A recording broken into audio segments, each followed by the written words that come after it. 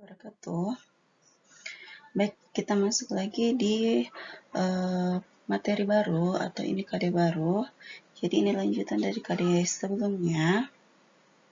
Jadi hari ini kita akan masuk di materi komunikasi melalui telepon dalam bahasa Inggris atau bahasa asing lainnya. Tapi saya akan fokuskan ke bahasa Inggris saja ya. Tidak usah bahasa yang asingnya, kita fokus ke bahasa Inggris saja. Oke. Lanjut. Yang pertama itu KD-nya. Nah, KD ini harus kalian tulis di buku catatan kalian masing-masing ya. Mulai dari KD yang dari pertemuan pertama sampai KD yang 3.3 ini. Jadi KD atau kompetensi dasar untuk materi ini itu menerapkan komunikasi melalui telepon dalam bahasa Inggris atau bahasa asing lainnya. Sama yang 4.3 itu sama dengan yang di 3.3 dia prakteknya. Jadi kita masuk di A, pengertian komunikasi melalui telepon dalam bahasa Inggris atau bahasa asing lainnya. Nah, ada yang tahu pengertiannya bagaimana? Ini sama dengan bahasa Indonesia. Jadi banyak yang berpikir komunikasi telepon dengan menggunakan bahasa Inggris itu terdengar sangat kompleks dan rumit di beberapa orang. Namun pada dasarnya berkomunikasi melalui telepon menggunakan bahasa Inggris tidak banyak berbeda dengan komunikasi melalui telepon dengan menggunakan bahasa Indonesia. Mulai dari tata cara, mengucapkan salam, memberikan jawaban kepada penelpon, hingga menyambungkan telepon kepada pihak yang dituju cenderung sama. Yang membedakan cuma bahasanya saja. Nah, kita masuk ke pengertiannya terlebih dahulu. Jadi pengertiannya itu merupakan komunikasi telepon yang baik penelpon maupun penerima teleponnya menggunakan bahasa Inggris sebagai bahasa tuturan untuk menyampaikan maksud dan pesan. Nah, saya ingin ada kuis terselubung ya di materi ini. Jadi silahkan komen di bawah di tempat komen. Coba jelaskan perbedaan pengertian komunikasi telepon dalam bahasa Indonesia dengan komunikasi telepon dalam bahasa Inggris. Komen di bawah ya. Saya akan memberikan nilai plus untuk yang menjawabnya. Lanjut. Jadi untuk meningkatkan percaya diri si penelpon ataupun si penerima telepon dalam menangani sambungan telepon dalam berbahasa Inggris, ada hal-hal yang harus diperhatikan. Yang pertama itu ada penguasaan bahasa dan tata bahasa. Jadi kalian harus menguasai bahasanya dan tata bahasanya bagaimana. Jadi memperbanyak perbendaharaan kata atau vocabulary akan semakin meningkatkan kemampuan dan rasa percaya diri dalam kegiatan penanganan telepon. Selain itu, penguasaan tata bahasa akan mempermudah komunikasi dengan si penelpon atau si komunikan. Jadi yang kedua, jaga etika berkomunikasi dalam bertelepon. Jadi etika juga itu sangat penting. Jadi si penerima telepon adalah duta dan wakil dari perusahaan organisasi. Oleh sebab itu, petugas penerima telepon harus menyadari bahwa pelayanan yang ia berikan akan berdampak bagi perusahaan atau organisasinya. Jadi etika itu penting sekali. Yang ketiga itu gunakan suara terbaik. Jadi gunakan suara terbaiknya maksudnya itu dalam melakukan komunikasi telepon hendaknya selalu menggunakan suara ceria dan menyenangkan. Suara senyum sambil senyum dalam keadaan menelpon. Walaupun si penelpon tidak melihat kalian, tetapi si penelpon dapat mendengar tanggapan dari suara yang Anda sampaikan. Yang terakhir itu layani keinginan penelpon. Jadi keinginan penelpon kalian harus layani. Jadi hal tersebut bertujuan agar yang diinginkan si penelpon merasa dipahami.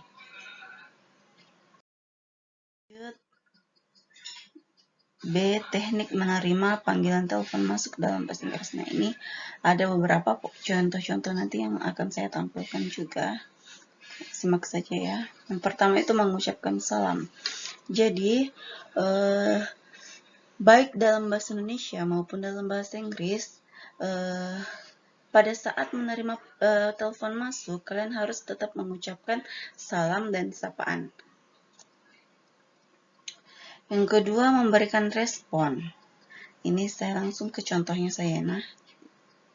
Nah, kita lihat ada beberapa contoh di mengucapkan salam dan sapaan. Jadi, ini good morning, maju mundur company here. Artinya, selamat pagi, perusahaan maju mundur di sini. Yang kedua, good morning, I can rest with Rizka speaking, how can I help you? Ada yang tahu artinya apa? Jadi artinya yang ini, good morning, selamat pagi, I can rest dengan restoran Icon, dengan Rizka yang berbicara, bagaimana saya bisa membantu kamu? Itu how can I help you? Terus ini yang ketiga, good afternoon, Heritage Hotel Nani speaking, may I help you?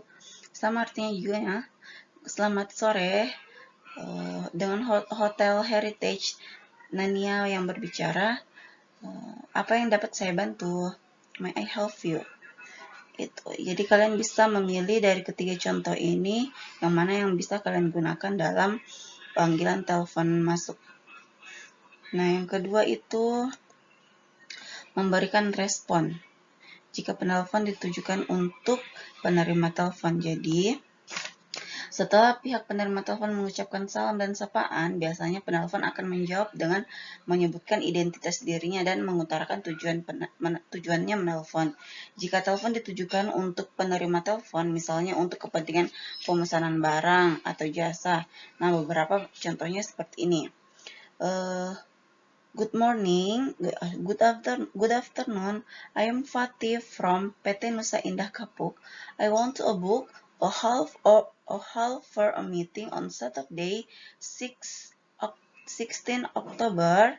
Can you book me one now? Jadi selamat sore dengan Fatih dari PT Nusa Indah Kapuk. Saya ingin memesan aula untuk rapat pada hari Sabtu, tanggal 16 Oktober. Dapatkah Anda memesankan untuk saya? Itu. Can you book me one now? Nah, contoh yang kedua itu bisa, good morning, I would like to book a table in your restaurant for tonight. Please. Selamat pagi, saya ingin memesan meja di restoran Anda untuk nanti malam. Itu beberapa contohnya saja ya. Jadi kalian juga bisa search di Google contoh-contoh yang lain. Ini cuma saya kasih sedikit saja. Nah, ini keadaannya jika penelpon ditujukan untuk atasan. Nah, ini apabila telepon yang diterima ditujukan untuk atasan. Jadi kalian bisa jawab dengan menggunakan beberapa contoh kalimat ini. Good morning, I am Rizka from PT Bakti Jaya. Can I speak to Mr. Nania? Jadi ini yang disampaikan oleh si penelponnya. Beberapa kalimatnya, contohnya. Good morning, I am Rizka from Heritage Hotel. I would like to speak to Mr. Salomo, your manager. Jadi arti yang pertama itu, selamat pagi, saya Rizka dari PT Bakti Jaya. Dapatkah saya berbicara dengan Ibu Nania? Terus translate yang kedua itu, selamat pagi, dengan saya Rizka dari Hotel Heritage. Saya ingin berbicara dengan Tuan Salomo, manajer kamu. Tuh. Nah, untuk contoh yang ini yang dikatakan oleh si penerima telepon. Jadi yang dikatakan setelah penelponnya bilang kalimat yang di atas, yang ini, si penerima telepon akan mengucapkan beberapa kalimat yang ini. Silahkan pilih salah satunya saja. Nah, will you hold the line for a moment? Dapatkah kamu menunggu sebentar? Ini ketiganya ini semuanya minta menunggu. Just a minute, sir or madam. I will put your through. Jadi, tunggu sebentar Pak, Bu, saya akan sambungkan teleponnya. Jadi yang di bawah itu hold on moment please, silahkan tunggu sebentar. Jadi itu kalimat-kalimat yang digunakan si penerima telepon. Jadi kalau yang di bawah ini, good morning Mr. Salomo, you have an incoming call from Mr. Gandhi from PT Indah Perkasa.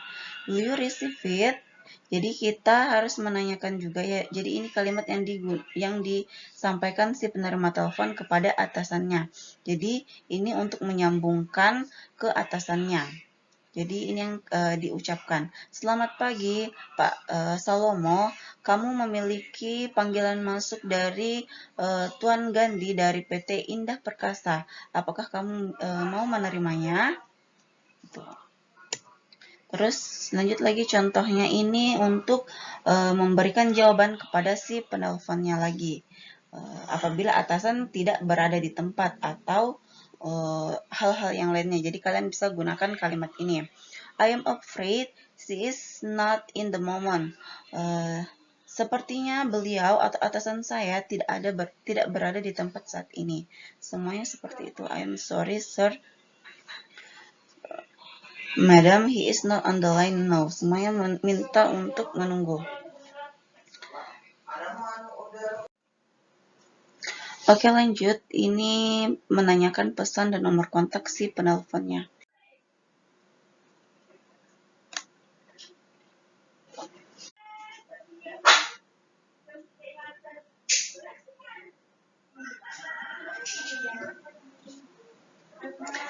Would you like to leave a message? Ini kalian menanyakan pesan kepada si penelpon. Would you like to leave a message? Would you like to phone him back later? Jadi yang pertama itu translate-nya, apakah kamu ingin meninggalkan pesan? Tanya si penerima telepon, atau would you like to phone him back? Apakah kamu ingin menelpon kembali nanti? Tapi tidak diminta-minta, kalian juga bisa menanyakan nomor teleponnya. Jadi kalian harus tanyakan nomor telepon si penelponnya. Apakah sewaktu-waktu atasan kalian memintanya. Jadi kalian bisa tanyakan menggunakan kalimat may I have your phone number please? May I have your phone number please? Bolehkah saya meminta nomor telepon atau nomor kontak Anda? Tolong. Itu. Jadi lanjut. Ini untuk menutup telepon. Jadi, setelah penelpon menyampaikan pesan dan maksud tujuan menelpon, ada beberapa hal yang harus dilakukan sebelum menutup telepon. Salah satunya adalah menanyakan apakah ada hal lain yang ingin disampaikan penelpon sebelum penerima telepon menutup teleponnya. Contoh kalimatnya seperti ini. Tunggu ya. Is there anything I can help? Is there anything I can offer assistance? Semuanya sama. Apakah ada hal lain yang dapat saya bantu? Jadi sebelum kalian menutup telepon, kalian harus memastikan tidak ada lagi yang dibutuhkan oleh si penelponnya. Jadi sebelum menutup telepon, ada baiknya kalian menanyakan ini terlebih dahulu. Is there anything I can help? Apakah ada hal lain yang dapat saya bantu? Kalau tidak ada, silahkan tutup teleponnya. Itu sama ya artinya keduanya di bawah. Nah ini yang bagian nomor 5, mengalami masalah dalam bertelepon. Jadi tidak semuanya berjalan lancar ketika melakukan panggilan telepon. Jadi beberapa kalimat yang dapat kalian lontarkan untuk membantu saja. Ya. I got cut off, artinya telepon saya terputus. Yang kedua, I rang atau I called you earlier, but I couldn't get through. Saya menelpon Anda sebelumnya, tapi telepon saya tidak dapat tersambung. Yang ketiga, could you speak a little louder? It is a bad connection here. Dapatkah kamu berbicara dengan sedikit keras? Karena jaringan di sini tidak baik. Itu. Jadi itu beberapa contoh yang kalimat yang dalam berbahasa Inggris di telepon kantor. Jadi sampai di sini dulu, silahkan tanya jika ada yang ingin ditanyakan. Assalamualaikum warahmatullahi wabarakatuh.